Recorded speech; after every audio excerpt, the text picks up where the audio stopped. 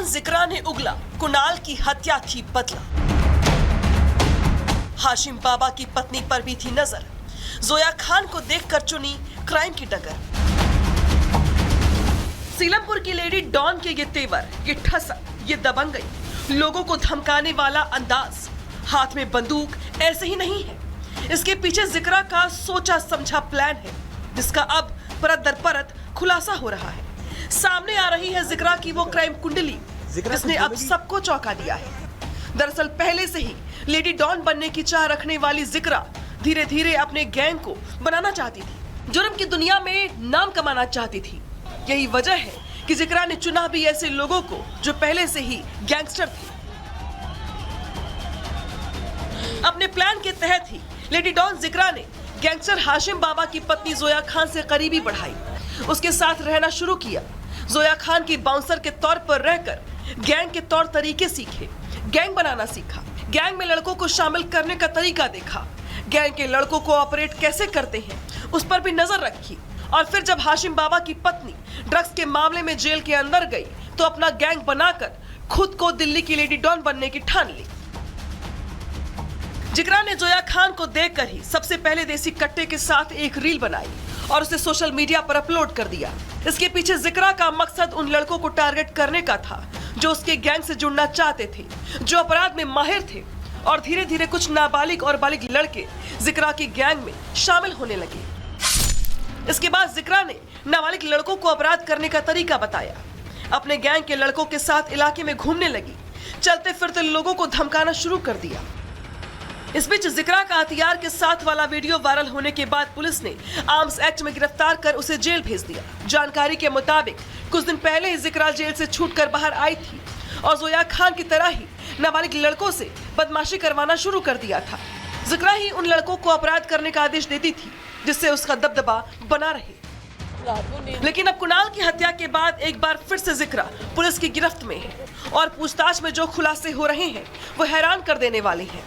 पूछताछ में खुलासा हुआ है कि जिक्रा नाबालिग लड़कों की फौज तैयार कर रही थी। जिक्रा की गैंग में 8 से 10 नाबालिग लड़के शामिल हैं। लड़कों को धमकाने और इलाके में वर्चस्व को बढ़ाने पर उसका जोर था।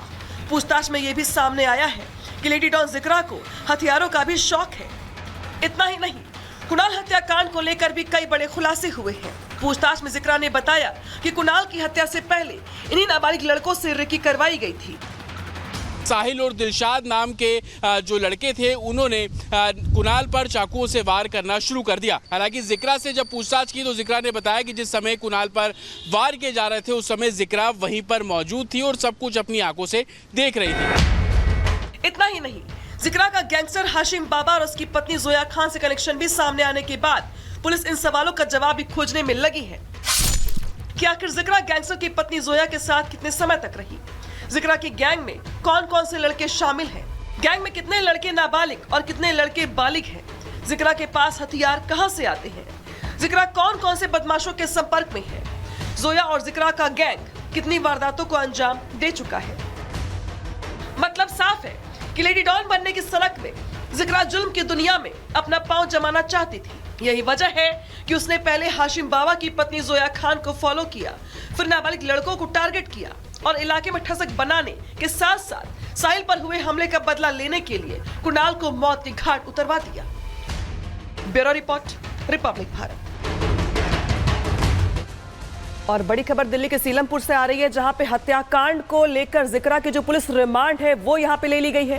कोर्ट ने जिक्रा को 2 दिन रिमांड में भेजा है। कोर्ट में पुलिस की दलील है कि जिक्रा से पूछताछ बेहद जरूरी है। कुणाल हत्याकांड में हुई है जिक्रा की गिरफ्तारी और कोर्ट में पुलिस की दलील यह है कि जांच के लिए समय चाहिए और इसके लिए जिक्रा जो कि मुख्य किरदार है, मुख्य आरोपी है, इससे पूछताछ बेहद जरूरी है। और इसी को लेकर 2 दिनों की रिमांड मिली है पुलिस को और इसी वजह से देखिए यहाँ पे अब जो पूछताछ है वो की जाएगी और इस घटना से जुड़े तमाम जो सवाल है, चाहे वो हथियार को लेकर हो, चाहे बाकी चीजों को लेकर हो, वो पूछे जाएंगे। इस बीच कुणाल की मौत के बाद जो लोगों का गुस्सा है वो यहाँ पर देखने को मिल रहा है। जो गुस्सा है शांत होने का नाम नहीं ले रहा है। कल भी यहाँ प्रदर्शन किया गया था, तस्वीरें आज से भी निकल के सामने आई है, जहाँ पे देखिए सीलमपुर दिल्ली में इंसाफ की मांग को लेकर लोगों ने प्रदर्शन किया है। हालांकि इस पूरे मामले में जिक्रा को गिरफ्तार कर लिया गया है, लेकिन साहिल और दिलशाद अभी भी पुलिस की गिरफ्त से बाहर है और पुलिस की 10 टीमें जगह जगह छापेमारी कर रही है ताकि दिलशाद और साहिल को गिरफ्तार किया जा सके। लेकिन इस बीच इलाके के जो लोग हैं वो गुस्से में अभी भी हैं। उनकी ओर से इंसाफ की मांग को लेकर प्रदर्शन किया जा रहा है। तस्वीर दिखा रहे हैं आपको दिल्ली के सीलमपुर से।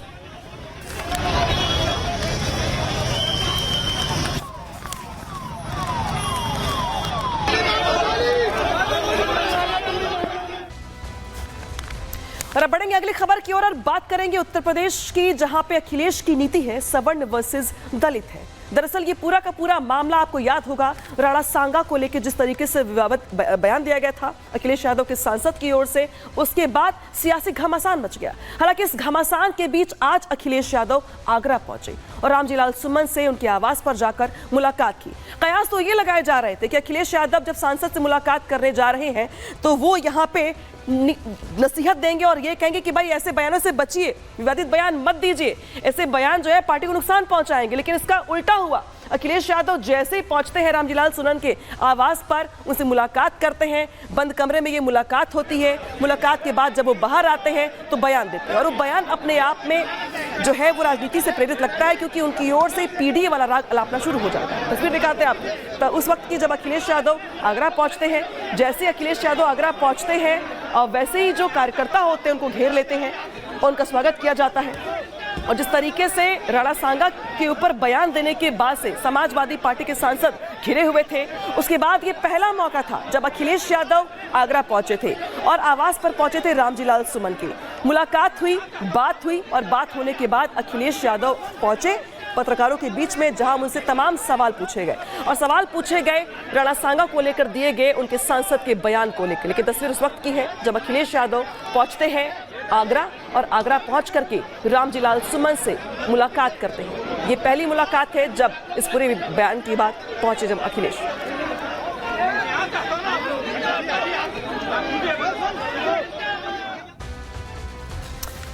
तो समाजवादी पार्टी के मुखिया अखिलेश यादव आज आगरा पहुंचे। रामजीलाल सुमन से उन्होंने मुलाकात की। करनी सेना के प्रदर्शन पर जो सियासत शुरू हुई थी उसके बाद ये उनकी पहली मुलाकात थी। लेकिन प्रदर्शन पर शुरू हुए सियासत को लेकर सवर्ण वर्सेस दलित वाली जो राजनीति है वो देखने को मिली। वोट बैंक को साधने के लिए राजपूतों के खिलाफ पीसी की गई।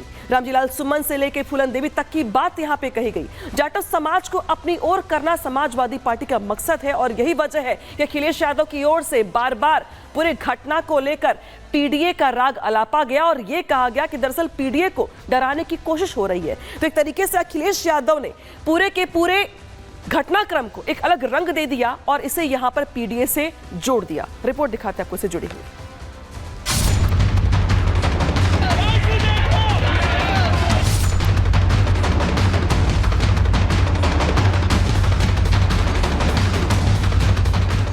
पीडीए के दम पर सपा ने लोकसभा चुनाव में अच्छा प्रदर्शन किया तो अवधेश प्रसाद पीडीए के पोस्टर बॉय बनकर उभरे और संसद से लेकर सड़क तक हर जगह अखिलेश के बगल में वही नजर आए। लेकिन मिल्कीपुर की हार और महाकुंभ में हिंदुओं की एकता ने एक बार फिर अखिलेश की चिंता बढ़ा दी। चिंता 2027 के चुनाव की, चिंता वोट बैंक की और चिंता पीडीए फॉर्मूले को बचाए रखने की। पीडीए की पिच पर अवधेश प्रसाद का दम कम हुआ तो अखिलेश ने रामजीलाल सुमन पर दांव लगाया और हिंदुओं को तोड़ने के लिए राष्ट्र के गौरव रहे राणा सांगा पर विवादित बयान दिलवाया। राणा सांगा का अपमान सपा की सियासी रणनीति का हिस्सा थी और इस बात की पुष्टि आज अखिलेश यादव के आगरा दौरे से हो गई। अखिलेश यादव आज आगरा पहुंचे, रामजीलाल सुमन को अपने बगल में बिठाया। ये तस्वीर ठीक वैसे ही थी जैसी संसद में अवधेश प्रसाद के साथ रहती थी। अखिलेश ने रामजीलाल सुमन को अपने बगल में बैठाकर सवर्ण वर्सेस दलित वाली राजनीति को हवा देना शुरू किया। लेकिन अखिलेश के बयानों में थोड़ा झोल नजर आया। जब तक उनके हाथ में सियासी स्क्रिप्ट नहीं थी तब तक उन्हें धमकाने वाला शख्स भोला भाला और गुमराह था। लेकिन जैसे ही उनके हाथ में स्क्रिप्ट आई तो वही भोला भाला धमकीबाज फूलन देवी की हत्या करने वाली मानसिकता से जुड़ गया। ये जो तलवारें लहराई जा रही थी, ये भोले सीधे साधे लोगों का फायदा उठा रहा था कोई, जिसने मुझे मारने का कहा कि मैं गोली मार दूंगा। वो बहुत ही गरीब भोला भाला सीधा इंसान है। इसी तरह बहुत सारे भोले भाले लोग आए थे, उन्हें कठपुतली की तरह इस्तेमाल किया जा रहा था। मुझे गोली मारने की धमकी मिल रही है, जैसे फूलन देवी जी को मारा जैसे वैसे तुम्हें मारेंगे। आखिरकार कौन है इनके पीछे? रामजी लाल सुमन ने बाबर का महिमा मंडन और राणा सांगा का अपमान सियासी फायदे के लिए किया था। सपा को यह अच्छी तरह से पता था कि राणा सांगा न सिर्फ देश का गौरव है बल्कि राजपूत समाज के लिए प्रेरणा का स्रोत भी है। ऐसे में हिंदुओं को जाति में बांटने के लिए ही सपा ने यह अपमान वाली सियासत को हवा दिया और आज रामजी लाल के साथ खड़े होकर दलित वोट बैंक को अपनी ओर करने की कोशिश हो रही है। जो आदरणीय सुमन जी के घर पे हमला हुआ है, ये कोई अचानक वाला नहीं था। आदरणीय सुमन जी के घर पर जो हुआ है हमला, वो बहुत सोच समझ करके हमला हुआ है। आगरा में अखिलेश यादव ने बांटने वाली राजनीति को हवा दी तो सीएम योगी ने सपा के प्लान की पोल खोल दी। समाजवादी पार्टी और कांग्रेस देश के अंदर और प्रदेश के अंदर जातीय संघर्ष नया प्रारंभ करने का प्रयास कर रही है और ये जातीय संघर्ष किस रूप में? आपने देखा होगा, समाजवादी पार्टी का एक विधायक महाराष्ट्र के अंदर छत्रपति शिवाजी महाराज का अपमान करता है और औरंगजेब का महिमा मंडन करता है।